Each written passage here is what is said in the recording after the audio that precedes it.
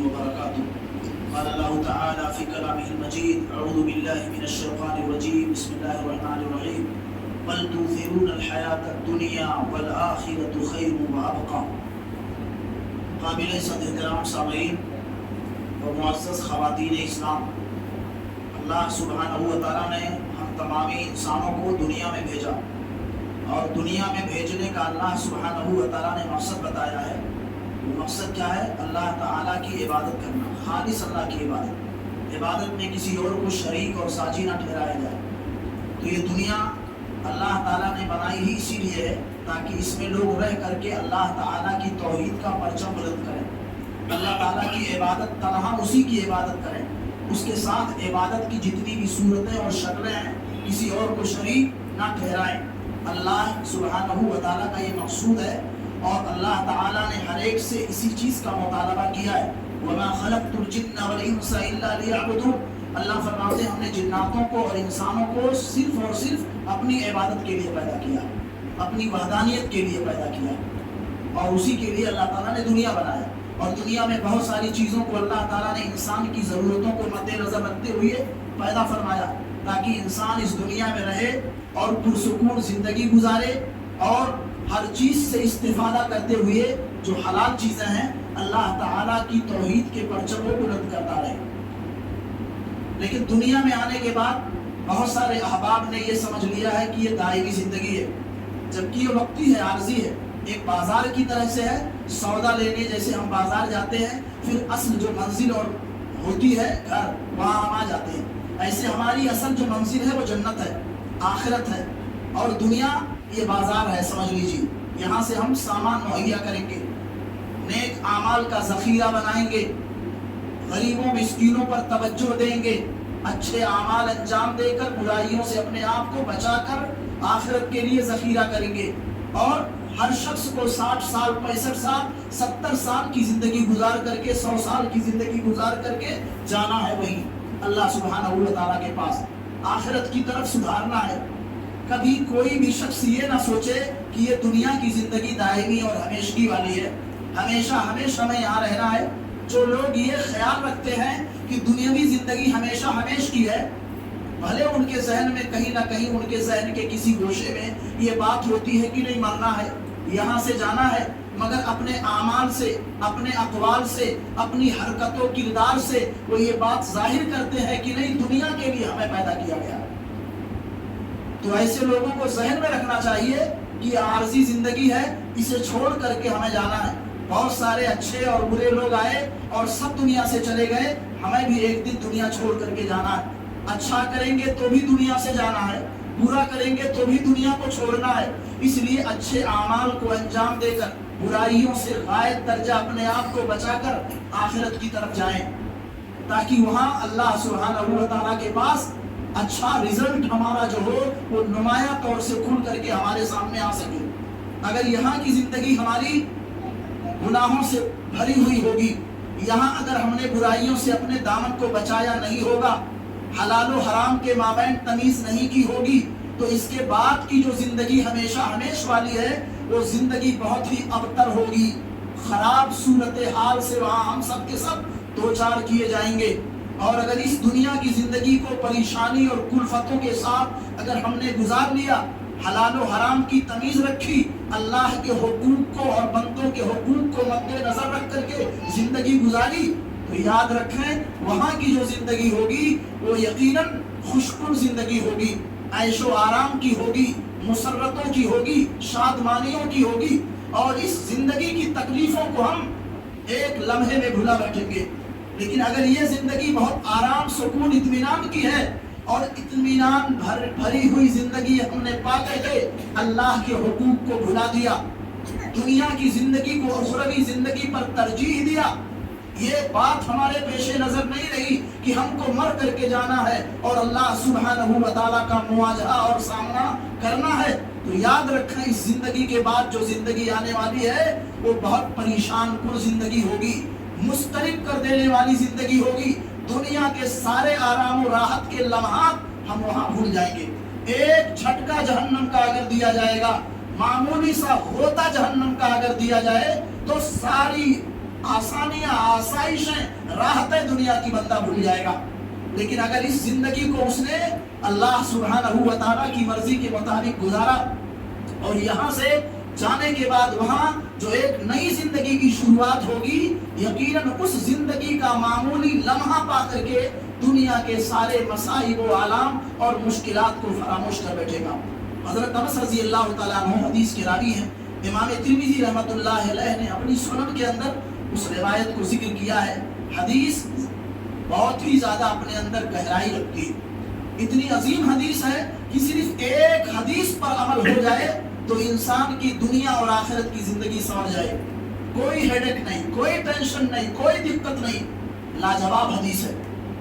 ہر انسان کے پیش نظر یہ بات رہے کہ دنیا ہمیں چھوڑنا ہے، آخرت کی طرف جانا ہے۔ دنیا کی زندگی عارضی ہے، آخرت کی زندگی دائمی ہے۔ یہاں کی پریشانیاں معمولی ہیں، وہاں کی پریشانیاں ہو سکتا ہے ہمیشہ ہمیش کے لیے ہو جائے۔ اگر شرک کی آلودگی سے دوچار ہو کر کے بندہ پہنچے گا تو یقیناً پریشانیوں سے وہ اپنا دامن نہیں چھڑا پائے گا، اس کی زندگی ابتر ہو جائے گی اور کبھی بھی وہ جہنم کے شدید عذاب سے اپنے آپ کو نہیں بچا پائے گا۔ یہ سوچ کر کے ہمیں چلنا چاہیے اور دنیا کی زندگی پر آخرت کو ترجیح دینا چاہیے۔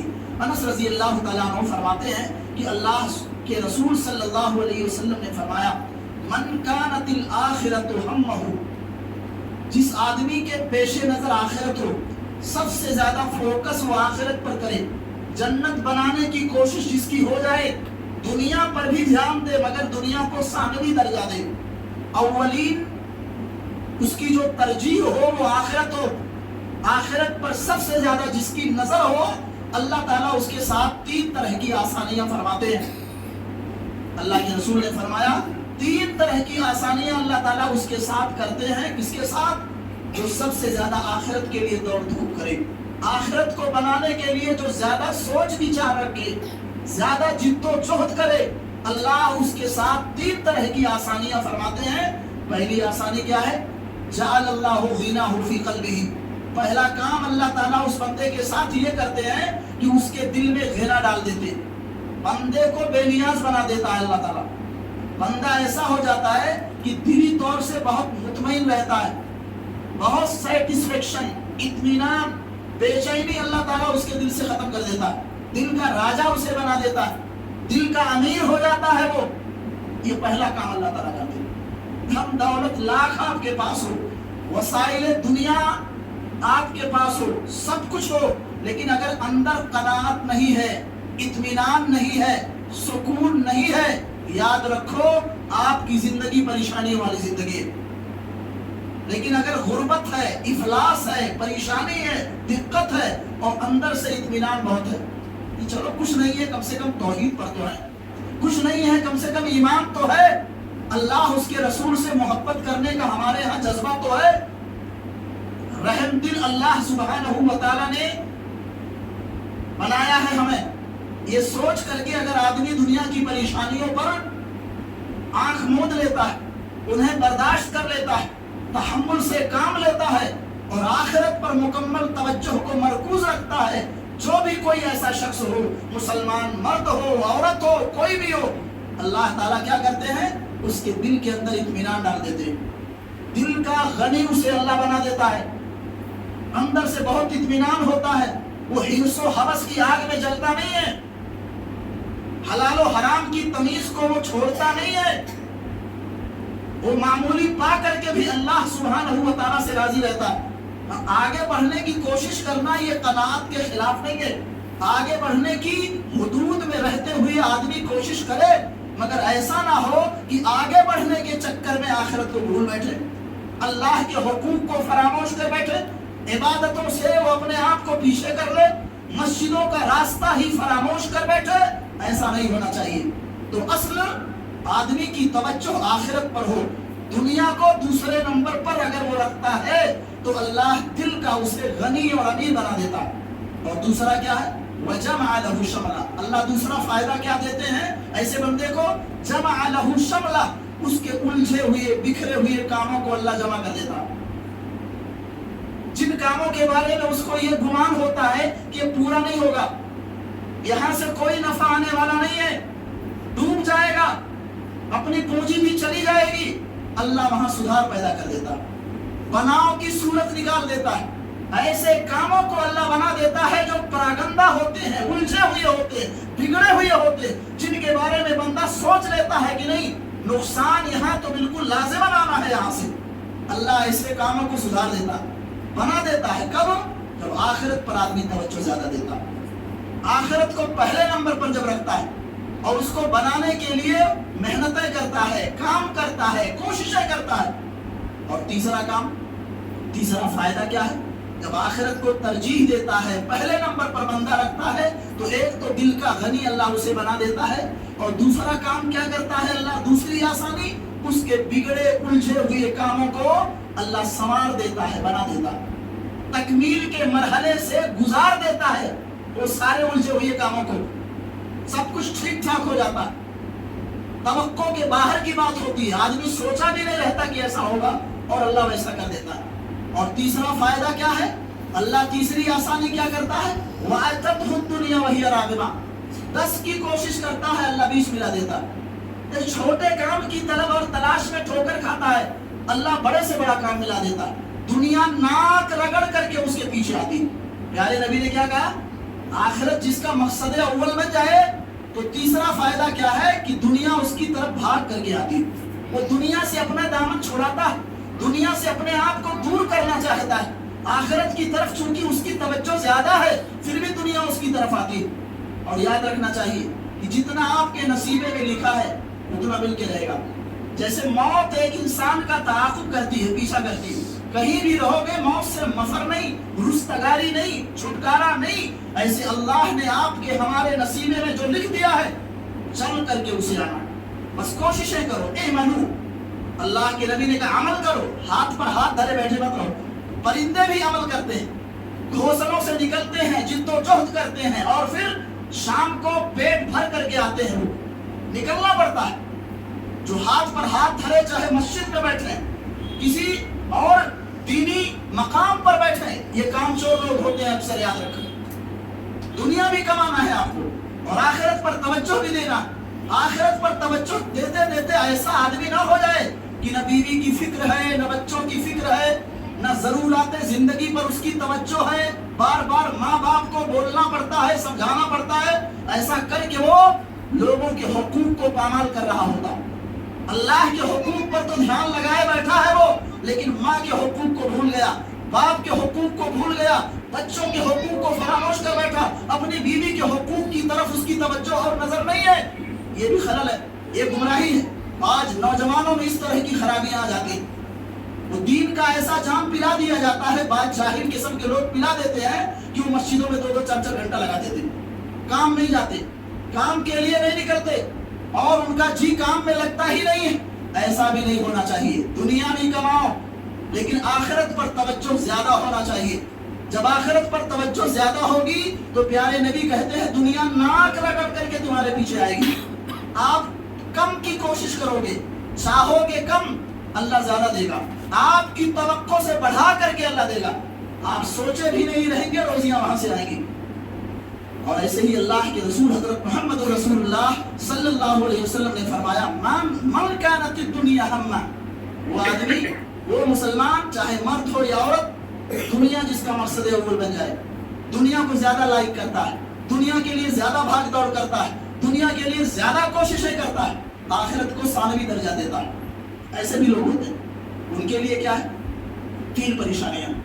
پہلی پریشانی کیا ہے؟ جعل اللہ فقرہ بین عینیہ، اللہ دونوں نگاہوں کے سامنے بیچ میں پیشانی پر فقیری لکھ دیتا ہے، زندگی بھر کماتا ہے، فقیر کا فقیر رہتا ہے۔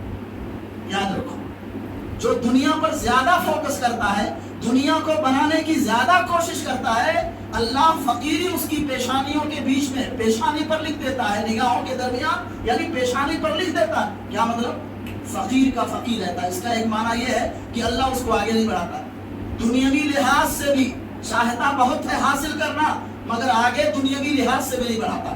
اور اس کا ایک معنی یہ ہے کہ دنیاوی لحاظ سے آگے تو بڑھا دیتا ہے، دیکھنے میں لگتا ہے بہت آگے جا گیا، بہت آگے پہنچ گیا، بہت کامیاب ہو گیا، سماج میں، معاشرے میں اس کے لیے اس کے چرچے ہوتے ہیں، نام ہوتا ہے فلاں کا بیٹا بہت آگے چلا گیا، رات دن لگا ہوا ہے دنیا بنانے میں، لیکن وہ اندر سے بہت زیادہ پریشانیاں اس کے رہتی ہیں، بہت زیادہ حرص و حوث کی آگ میں جلتا ہے، اندر سے مالداری اللہ نکال دیتا ہے، غنا کو ختم کر دیتا ہے، سکون کو ختم کر دیتا ہے، اضطراب بے چینی ڈال دیتا ہے۔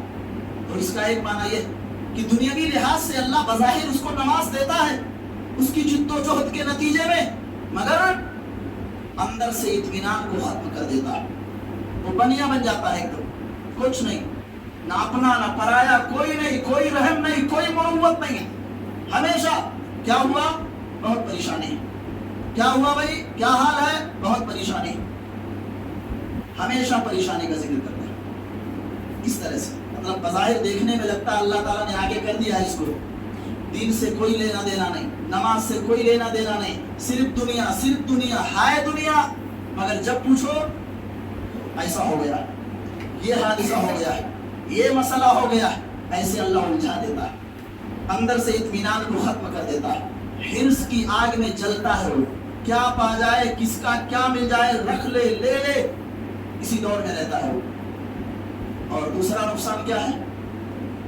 وہ فرت علیہ شملہ، بنا بنایا کام اللہ بگاڑ دیتا ہے، جو دنیا کی طرف زیادہ بھاگتا ہے اس کے بنے بنائے کاموں کو اللہ سبحانہ و تعالیٰ بگاڑ دیتا ہے، جہاں سے امید ہوتی ہے کہ یہاں فائدہ ہے، دو پیسے مل جائیں گے، بیوی بچوں کے لیے انشاءاللہ یہ بلندی کا ذریعہ بن جائیں گے، ان کی خوشی کا ذریعہ بن جائیں گے، وہاں اللہ اس کو بھی خراب کر دیتا ہے، اس کے بنے بنائے کاموں کو اللہ بگاڑ دیتا ہے، خراب کر دیتا ہے۔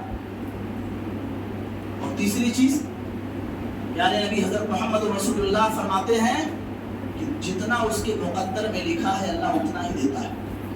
نماز میں نہیں آئے گا، وہ نماز میں آئے گا اسی سوچ ہوتی ہے کہ راہ واپس چلے جائیں گے، کہیں دینی اجتماع میں جائے گا کہتا نقصان ہو جائے گا، کون جائے دکان بند کرنے، کسی کو بٹھا دو گے تو بھی گڑبڑ ہو جائے گا، وہ یہی سب سوچتا ہے دن رات، بوڑھا بھاگ کرتا ہے وہ، یعنی نبی کہتے ہیں جتنا اس کے نصیبے میں لکھا ہے اتنا ہی ملتا ہے، اس سے آگے نہیں، لاکھ کوشش کرو، لاکھ ہاتھ پیر مارو، راتوں میں بھی اگر نیندیں حرام کر کے کماؤ اپنے بچوں کے مستقبل کو بنانے کے لیے، تو بھی جتنا نصیبے میں لکھا ہے اتنا ہی ملنا ہے، اس سے آگے نہیں۔ دنیا بنانے کے لیے، زیادہ سے زیادہ حاصل کرنے کے لیے وہ بہت سارے غلط کام کر جاتا ہے، اللہ کے حقوق کو نظر انداز کر دیتا ہے، مگر اللہ کے نبی فرماتے ہیں اللہ اتنا ہی اس کو دیتا ہے جتنا اس کے نصیبے میں لکھا ہے، بڑھا کر کے ذرا برابر اس کو نہیں دیا جاتا کہ میں کوشش زیادہ کر رہا ہوں مجھے زیادہ ملنا چاہیے، کوششوں سے کچھ ملتا نہیں ہے، یاد رکھو، کوششوں سے، علم کی بنیاد پر، جد و جہد کی بنیاد پر ملتا نہیں ہے، اللہ نے جو لکھا ہے یہ ذریعہ ضرور ملنے کا، روزیوں کے حصول کا یہ ذریعہ ضرور ہے، کوشش، محنت، جد و جہد، لیکن جتنی کوششیں ہم کر رہے ہیں اس کے بقدر ہم کو مل ہی جائے کوئی گارنٹی نہیں، جتنا اللہ نے لکھا اتنا ملتا ہے، اس لیے آخرت پر کو ترجیح دینا چاہیے، دنیا کو دوسرے نمبر پر رکھا جائے، دنیا میں دنیاوی لحاظ سے کوئی چیز اگر گڑبڑ ہو جائے، نقصان ہو جائے، اس کو قبول کر لیں، لیکن آخرت پر اثر نہیں ہونا چاہیے، اخروی لحاظ سے کسی طرح کی کوئی گڑبڑی نہیں آنی چاہیے، اس کو ہمیشہ ذہن میں رکھیں۔ امام ترمذی رحمۃ اللہ علیہ نے اس روایت کو اپنی سنن میں ذکر کیا، ایسے ہی غالباً حضرت ابو ہریرہ رضی اللہ تعالیٰ عنہ راوی حدیث ہے، فرماتے ہیں کہ اللہ کے رسول نے فرمایا، اللہ کے رسول فرماتے ہیں کہ اللہ تعالیٰ نے فرمایا، یہ حدیث قدسی، اللہ تعالیٰ کیا فرماتے ہیں؟ یا ابن آدم، اے آدم کے بیٹے، تفرغ لعبادتی، بہت زیادہ مصروفیت ہے، بہت زیادہ کام ہے، لیکن تمام تر کاموں کو چھوڑ دو، اللہ کی عبادت کے لیے آ جاؤ، لگ جاؤ۔ کیا فرماتے ہیں اللہ تعالیٰ؟ تفرغ لعبادتی، یا ابن آدم، اے آدم کے بیٹے، میری عبادت کے لیے خود کو فارغ کر دے، ٹائم نکال دے۔ آج لوگ کیا کہتے ہیں؟ چلنے دو بھی، عشاء کی نماز آدھی رات تک، چلنے دو، کام مکمل ہو جانے دو، پورا ہو جانے دو۔ جن نمازوں میں تاخیر کی گنجائش ہے اور استحبابی درجہ ہے، ٹھیک ہے، آپ اگر آگے کر لیں، بڑھا دیں، کوئی حرج کی بات نہیں اگر جماعت نہ چھوٹے تو، لیکن جماعت چھوٹ رہی ہو اور آپ رات کے 11 بجے نماز پڑھیں گے، اپنے سارے کام کاج سے فارغ ہو کر کے تنہا پڑھیں گے، تو تنہا پڑھی جانے والی نماز یہ معمولی ہے بنسبت اس نماز کے جو جماعت کے ساتھ پڑھی جائے۔ اگر رات کے شروع حصے میں وہ نماز پڑھی جاتی ہے عشاء کے اول وقت میں، تو جماعت کے ساتھ پڑھ لو، آپ تاخیر مت کرو، کیونکہ تنہا جو نماز پڑھو گے آپ، جماعت کے ساتھ پڑھی ہوئی نماز کے مقابل نہیں آ سکتی ہو. روک دو کام تھوڑا، جانے دو، بھلے وہ وسعت ہے، وقت ابھی ہے، لیکن تنہا آپ کو پڑھنا پڑے گا. جماعت کا ثواب نہیں ملے گا، محروم ہو جائیں گے. اور کئی گنا زیادہ جماعت سے پڑھی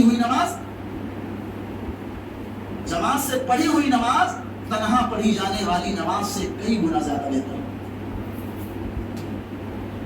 صلاۃ الجماعت افضل من صلاۃ الفرض ب27 درجہ، متفق علیہ. صحیح بخاری مسلم کی روایت ہے کہ جماعت کے ساتھ پڑھی گئی نماز تنہا پڑھی جانے والی نماز سے 27 گنا زیادہ بڑھ کر کے 27 گنا زیادہ بڑھ کر کے ہے جماعت سے پڑھی گئی نماز. تو اللہ تعالیٰ کیا فرماتے ہیں؟ اے آدم کے بیٹے، اپنے آپ کو میری عبادت کے لیے فارغ کر لے، ٹائم نکال لے، فرصت نکال لے. چلو ٹائم نکال لیتے ہیں، لیکن ملے گا کیا؟ ملنے والی بات بتاؤ، ملے گا کیا؟ تو ملے گا کیا وہ بھی اللہ نے واضح کر دیا. املا صدر کا غنا، املا صدر کا غنا. جب اپنے آپ کو عبادت کے لیے تم فارغ کر لو گے، عبادت کا جو وقت ہے اس میں آپ فارغ ہو کر کے آ جاؤ گے، اخلاص کے ساتھ، للہیت کے ساتھ اللہ کی عبادت کر لو گے، تو فائدہ کیا ہے؟ اللہ فرماتے ہیں تمہارے سینے کو تمنگری اور غنا سے بھر دوں گا. بہت اطمینان اندر سے، بہت اطمینان، ساری بے چینیاں ختم، سکون، اطمینان. جتنا ملا ہے اتنے پہ مطمئن رہو گے. آپ آگے بڑھنے کی کوشش کرنا غلط نہیں ہے، کوشش کرو، مگر اندر سے اطمینان ہونا چاہیے. اطمینان رہے اور آگے بڑھتے جاؤ، آپ کوشش کرتے جاؤ. کبھی اگر پیچھے بھی ہو گئے تو بھی کوئی دقت کی بات نہیں. دال روٹی جو مل رہی ہے اللہ کا کرم. کتنے تو ایسے ہیں بیچارے جو کوڑے دان سے اٹھا کر کھانے پر مجبور، ہڈیاں چوسنے پر مجبور. اپنے بھائیوں کے بارے میں سوچیں جن کو پیس دیا گیا ہے، انسانی اعضاء کو کاٹ کر کے ان کے سامنے متعدد بار رکھا گیا، کہا کھاؤ، خون پینے پر مجبور کیا گیا. ایسے بھی لوگ دنیا میں موجود، جسم کے کئی حصے کر دیے گئے اور ہم لوگ تو پرسکون زندگی گزار رہے ہیں، امن و امان والی زندگی، اور پھر بھی فجر میں غائب. روزانہ سورج کے نکلنے کے بعد ہماری اور آپ کی فجر ہوتی ہے. یہ بہت بڑا نبیہ، یہ عالمی مسئلہ بن چکا ہے. اس حرکت سے بعد آ جاؤ. اگر یہ مسلسل ہو رہا ہے اور اس کے ازالے کی کوشش نہیں ہو رہی ہے، اس کمی کو دور کرنے کی کوشش نہیں اگر ہو رہی ہے، تو ایمان کا جائزہ لو. کہیں خلل تو نہیں ہے؟ کہیں نفاق کے دائرے اور حدود میں داخل تو نہیں ہو گئے؟ اللہ کیا فرماتے؟ میری عبادت کے لیے خود کو فارغ کر لو، ٹائم نکال لو. ملے گا کیا؟ اللہ تعالیٰ، اللہ نے خود جواب دیا، تمہارے سینے کو غنا اور مالداری سے بھر دوں گا، دل کا امیر بنا دوں گا. اور اتنے نہیں، اسد فقر، تیری فقیری اور محتاجگی کا صفایا کر دوں گا. مال ہی مال، دولت ہی دولت، مال بھی دوں گا. اللہ نے کہا اسد فقر، تیری محتاجگی، تیری غربت کا خاتمہ کر دوں گا. بس میری عبادت کے لیے ٹائم نکال لے. وَإِن لَمْ تَفْعَلْ، اگر میری عبادت کے لیے خود کو فارغ نہیں کیا، ٹائم نہیں نکالا، مَلَأْتُ يَدَكَ شُغَلًا، بہت سارے کام تیرے سامنے رہیں گے، کام بہت دے دوں گا، کاموں کی کمی نہیں آئے گی، لیکن فقیر کا فقیر ہی رہے گا. غربت ختم نہیں ہوگی، برکتیں نہیں آئیں گی. اور لوگ بتاتے ہیں، کہتے ہیں یہاں سے آیا، وہاں سے آیا، گیا کہاں کچھ پتا نہیں. برکتوں کا خاتمہ ہو جاتا ہے. کام بہت سارے ملتے ہیں، مگر کاموں پر جو مزدوری ملنی چاہیے وہ مزدوری نہیں ملتی ہے. آتی بھی ہے تو ایک راستے سے آئی، دوسرے راستے سے نکل گئی. یہ اللہ تعالیٰ کا عذاب ہے، یہ رب کی ناراضگی کے نتیجے میں ہے. اس جانب بھی توجہ دینا چاہیے میرے بھائی. پیارے نبی حضرت محمد رسول اللہ صلی اللہ علیہ وسلم کا ایک بازار سے گزر رہے تھے آپ. جس دنیا کو بنانے کے لیے سب سے زیادہ کوششیں ہم کر رہے ہیں، اور 60 سالہ زندگی، 70 سالہ زندگی کو پرتعیش بنانے کے لیے عبادات کو ہم چھوڑ دیتے ہیں، نظر انداز کرتے ہیں، لوگوں کے حق حقوق کو مان لیتے ہیں. اس زندگی کی، اس دنیا کی کیا حقیقت اور حیثیت ہے؟ صحیح مسلم کی روایت، اللہ کے رسول کا گزر ہو رہا ہے ایک بازار سے، اور ایک مری ہوئی بکری کا بچہ آپ نے دیکھا. مرہ بجدین اسک کا میت، ایک ایسی بکری کے بچے کے پاس سے آپ کا گزر ہوا صلی اللہ علیہ وسلم کہ جس کے کان چھوٹے تھے اور وہ بچہ مرا ہوا تھا میت، اس کے کان کو نبی نے اخذ بأذنہ، اس کے کان کو پیارے مصطفیٰ صلی اللہ علیہ وسلم نے پکڑا اور پکڑ کر کے کہا صحابہ اترون، کیا تم دیکھ رہے ہو اسے؟ کیا تم اسے دیکھ رہے ہو؟ صحابہ نے کہا اللہ کے رسول، آپ کے جلوم میں آپ کے صحابہ بھی تھے۔ نبی نے کہا اسے دیکھ رہے ہو؟ صحابہ نے کہا، اللہ کے نبی نے کہا ایکم من تحب یا من تحب ان ھذا لہ درہم، تم میں سے کون ہے وہ شخص جو 1 درہم دے کر کے اس مرے ہوئے بکری کے بچے کو خرید لے، اس مرے ہوئے بکری کے بچے کو خرید لے، عیبدار ہے، کان چھوٹے ہیں اس کے، تم میں سے کوئی ہے جو چاہتا ہے کہ اسے خرید لے 1 درہم میں، 1 روپے میں؟ صحابہ نے کہا اللہ کے رسول کہ ہم تو اسے مفت میں بھی نہیں لیں گے، ہم اسے مفت میں 1 درہم تو چھوڑیے، یہ بلا قیمت بھی کوئی لینے کے لیے تیار نہیں ہوگا، اور ہم کریں گے کیا؟ جب یہ زندہ تھا بکری کا بچہ کان لہ عیب، تو بھی عیبدار تھا، کان چھوٹے کان والے جانوروں کو عربوں میں پسند نہیں کیا جاتا، جب یہ زندہ تھا تب بھی عیبدار تھا، اور اب تو مر گیا، کوئی بلا قیمت بھی لینے کے لیے تیار نہیں ہے اللہ کے رسول۔ تو پیارے نبی نے کہا فواللہ، اللہ کی قسم، اور للہ للدنیا اہون، فواللہ الدنیا اہون، اللہ کی قسم یہ دنیا زیادہ ذلیل اور حقیر ہے،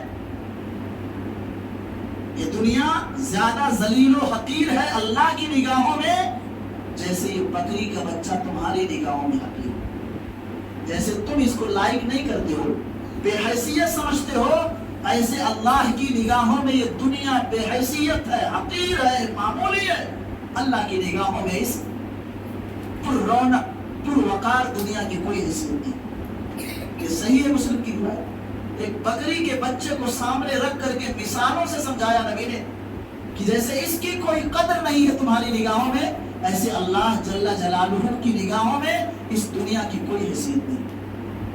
اور مستورد ابن شداد رضی اللہ تعالیٰ عنہ فرماتے ہیں کہ اللہ کے رسول نے فرمایا الدنیا فی الآخرہ الا مثل ما یجعل احدکم اصبعہ فی الیم فلینظر بما یرجع، یہ دنیا ایسے ہی ہے کہ جیسے تم میں سے کوئی شخص ایک انگلی سمندر کے اندر ڈالے اور ڈال کر کے نکالے، ایک انگلی ڈالا اور ڈال کے نکالا، کتنا پانی آیا؟ چند قطرات پانی آئے، اس کی انگلی کے ساتھ چند قطرات پانی آئے، وہ جو چند قطرے پانی اس کی انگلی کے ساتھ باہر نکلے نا، یہی دنیا، اور جو سمندر پوری دکھ رہی ہے نا، یہ آخرت، آخرت کے مقابلے میں دنیا کی حیثیت بالکل ایسے ہی ہے کہ جیسے چند بوند پانی کی حیثیت ہے سمندر کے مقابلے میں۔ کہاں اتنا پریشان کہ نماز چھوٹ جا رہی ہے، روزے چھوڑنے پڑ رہے ہیں، وہ کمپنی میں دن بھر کام کرنا پڑتا ہے، پتھر توڑنا پڑتا ہے، حمالی کرنی پڑتی ہے، اسی لیے روزہ نہیں رہ رہا ہوں، روزہ چھوڑ رہا ہوں میں۔ کتنے نوجوانوں کی شکایتیں ہوتی ہیں، وہ اس طرح کی باتیں کرتے تھے، میدان جنگ میں رہ کر کے بھی لوگ نماز پڑھتے تھے اور روزہ بھی رکھتے تھے، اور نبی نے کہہ دیا، اللہ نے رخصت دیا ہے بعد میں رکھ لینا، چھوڑ دو، تو صحابہ نے بڑی مشکل سے چھوڑا۔ اور یہاں معمولی پریشانیوں پر، عذرات پر، بہانوں پر آ کر کے کہتے ہیں نماز نہیں، بیماری ہے، بخار ہے، سر میں درد ہے، نماز کے لیے نہیں آیا تھا، اسی لیے معمولی چیزوں کو بہانہ بناتے ہیں، عذر کے طور پر پیش کرتے ہیں۔ یہ بہت بڑا خلل ہے میرے بھائی، بہت بڑا خلل ہے۔ اللہ کے نبی نے کیا کہا کہ وہ انگلی میں جو پانی کے چند قطرات آ گئے، بس وہی حیثیت اس دنیا کی ہے، اور آخرت کی حیثیت اس سمندر کی ہے۔ اور ایک موقع پر اللہ کے نبی نے کہا تھا لو کانت الدنیا تعدل عند اللہ جناح بعوضہ، مچھر کے ایک پر کے برابر بھی اگر اس دنیا کی حیثیت ہوتی، مچھر کے پر کے برابر بھی اس دنیا کی کوئی قیمت ہوتی اللہ کی نگاہ میں، تو اللہ کسی کافر کو ایک گھونٹ پانی بھی پینے کے لیے نہیں دیتا۔ اس لیے یاد رکھو، آپ اگر چاہتے ہیں کہ آپ کی دنیاوی زندگی خوشحال ہو، سکون رہے، اطمینان رہے، بچے آپ کے فرما بردار رہیں، گھروں میں آپ کے جھگڑے فساد نہ ہوں، گھر جنت نظیر بن جائے، گھر میں پہنچنے کے بعد سکون نصیب ہو، باہر کی الجھنوں مشقتوں سے جب گھر میں پہنچے تو پرکیف ماحول ملے، اچھا رہے، ٹھیک ٹھاک رہے، دل لگے وہاں، سارا تکان دور ہو جائے گھر پہنچنے کے بعد۔ اگر اس طرح کا گھر آپ کو چاہیے تو کیا کرنا پڑے گا؟ نیک کام کرنا پڑے گا، اچھے کام کرنے پڑیں گے، آخرت کو ترجیح دینا پڑے گا، دنیا کو سیکنڈ نمبر پر رکھنا پڑے گا، کیونکہ وہ لوگ جو دنیا میں پڑھ کر کے دنیا کے حصول کے لیے آخرت کو نظر انداز کر دیتے ہیں اور یہ سوچتے ہیں کہ محنت کر لو، ابھی جوانی ہے، ابھی عمر ہے، کما لو، بعد میں کام آئے گا، اور اس کے چکر میں وہ عبادتوں کو چھوڑ دیتے ہیں، دھیان نہیں دیتے ہیں۔ تو ایسے لوگ کبھی خوشحال نہیں ہو سکتے، ایسے لوگوں کی زندگی میں کبھی خوشحالی نہیں آ سکتی، حقیقی خوشحالی، حقیقی سکون ان کو مل ہی نہیں سکتا، کیونکہ اللہ کا وعدہ ہے۔ کیا وعدہ ہے؟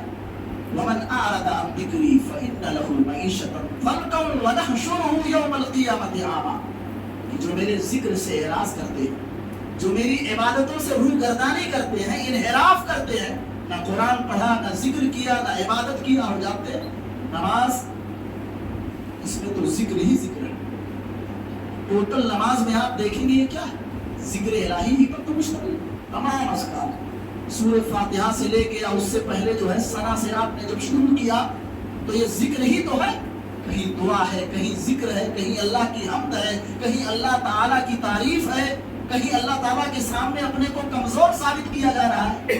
نماز ٹوٹل یہ ذکر پر ہے، اللہ کی حمد پر ہے، اللہ کی ثنا پر ہے، دعاؤں پر یہ مشتمل ہے نماز، اسی لیے ساری عبادتوں پر اس کو ترجیحی حیثیت حاصل ہے۔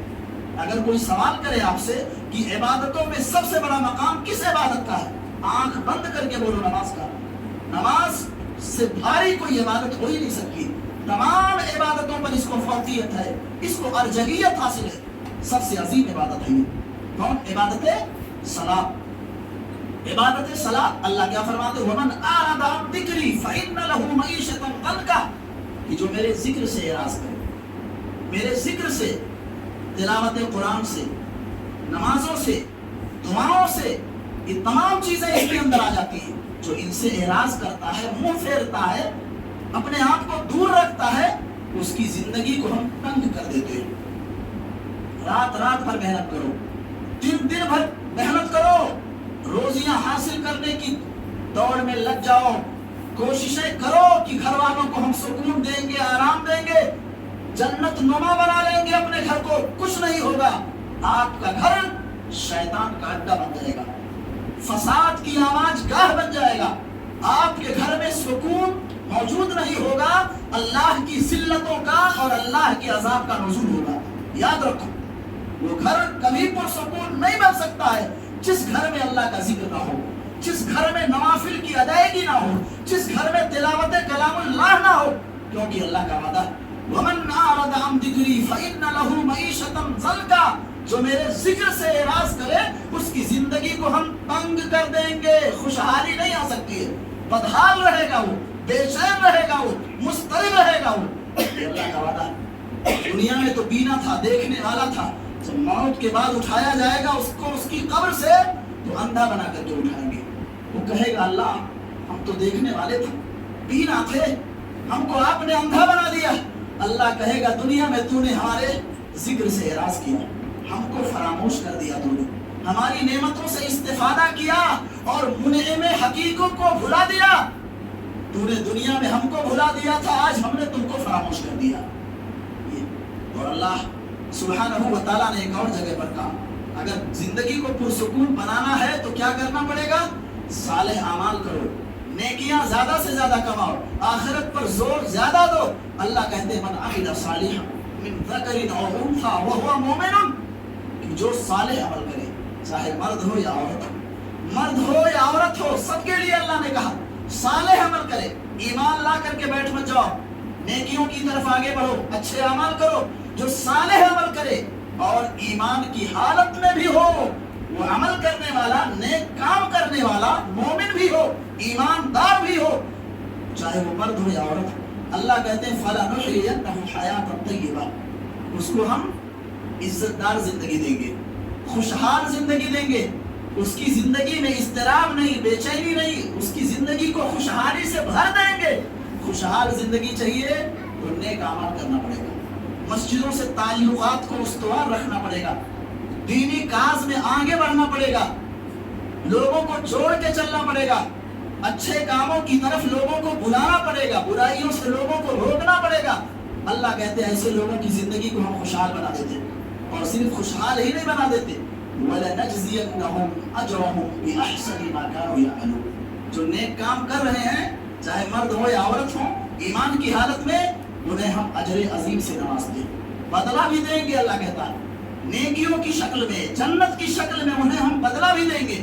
اس لیے اگر اچھی زندگی چاہیے، معیار زندگی کو بلند اگر کرنا ہے، ٹھیک ٹھاک گھر چاہیے، فرما بردار بچے چاہیے، تو اس کے لیے آپ کو پہلے اللہ کا فرما بردار بننا پڑے گا، نیکی کی طرف آپ کا رجحان ہو، اچھے کام کی طرف آپ آگے بڑھیں، سبقت کریں، اور اپنے ساتھ اپنے بچوں کو جوڑے رکھیں، بچوں کو جدا مت کریں۔ جس راستے پر آپ چل رہے ہیں اپنے بچوں کو اسی راستے پر لے کر کے چلو گیا۔ بچپن سے اگر آپ نے ان کو دھیان میں رکھا، ان کو بنانے کی فکر کی، تو انشاءاللہ آپ کے دنیا سے جانے کے بعد بھی آپ کے بچے صحیح راستے پر رہیں گے، آپ کے لیے صدقہ جاریہ بن جائے گا۔ اللہ تعالیٰ ہم سب کو اچھے عمل کی توفیق عطا فرما۔ جب تک اللہ دنیا میں رہیں، دین پر رہیں، ایمان پر رہیں، توحید پر رہیں، رسول اللہ صلی اللہ علیہ وسلم کی سچی محبت ہمارے دلوں میں جاگوزی فرما دے، اور جب ہمارا خاتمہ ہو ایمان و توحید پر ہو، سلف کے منہج پر ہو۔ آمین۔ السلام علیکم ورحمۃ اللہ وبرکاتہ۔